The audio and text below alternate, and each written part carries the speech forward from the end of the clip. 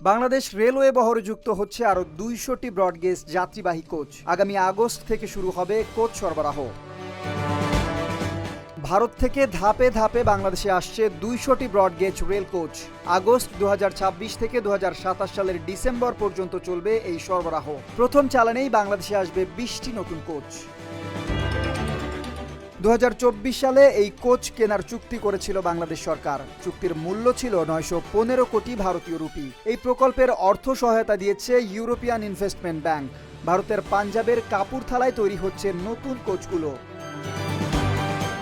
২০২৪ সালের রাজনৈতিক পরিবর্তনের পর কিছুদিন বন্ধ ছিল এই কার্যক্রম। পরে ২০২৬ সালের মে মাসে আবার শুরু হয় উৎপাদন।